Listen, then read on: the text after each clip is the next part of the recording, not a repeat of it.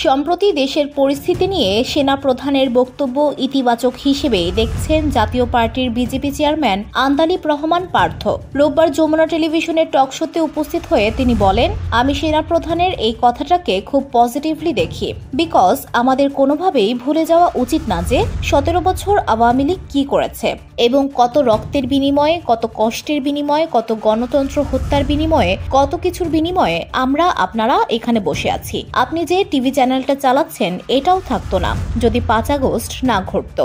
আমি তো এখানে থাকতামই না। তো আমাদের এই ছোট্ট ছোট্ট পলিটিক্যাল কারণে নিজেদের মধ্যে কাদা ছোড়াছড়ি বা এই জিনিসগুলোতে ওই বিগ পারপাসটা ভুলে যাওয়া যাবে না। আমার মনে হয় সেনাপ্রধান সেই জিনিসটাই আমাদেরকে মনে করিয়ে দিয়েছেন। ধুলো, ময়লা ও ক্ষতিকর ধূলিকণা থেকে নিমিষেই মুক্তি দেয় চৌধুরী এয়ার পিউরিফায়ার। এর শক্তিশালী সাকশন ঘরের কোনায় কোনায় লুকিয়ে থাকা সকল ধুলা টেনে ফিল্টার করে এবং বের করে আনে নির্মল ও স্বাস্থ্যকর হাওয়া। পার্থ বলেন, যেহেতু উনি রাজনীতি করেন না, উনি তো বাইরে থেকে একজন স্পেকটেটর হিসেবেই দেখছেন যে পলিটিক্যাল পার্টিগুলো কি করছে, কিভাবে কথা বলছে, ওই মিউচুয়াল রেসপেক্টর জায়গায় চলে যাচ্ছে।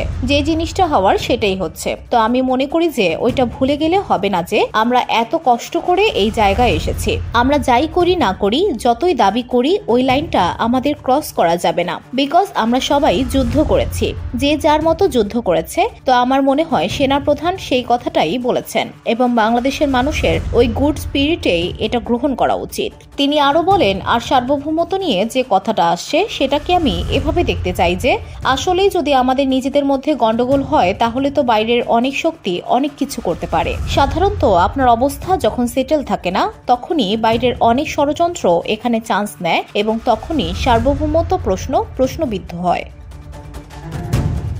আমার মনে হয় উনি তাই বলেছেন। সো অন্য রাজনৈতিক দলের এক এক ধরনের রিয়েকশন থাকতে পারে, বাট আমি আমার জায়গা থেকে এটা প্রচন্ড পজিটিভ ভাবে দেখি, বিকজ গত স্বৈরাচারী সরকারকে সরিয়ে দেওয়ার ক্ষেত্রে তো আর্মির একটা বিরাট ভূমিকা ছিল, স্পেশালি এই সেনাপ্রধানের একটা ভূমিকা ছিল। তো সুতরাং আল্লাহ না করুক যদি ওই কাঙ্ক্ষিত লক্ষ্যে আমরা না যেতে পারি, তো এটা আমাদেরও যেমন দায় দায়িত্ব, এটা সেনাবাহিনীরও তেমন দায় দায়িত্ব। সো আমি মনে করি ওই জায়গা থেকে উনি এটা বলতেই পারেন।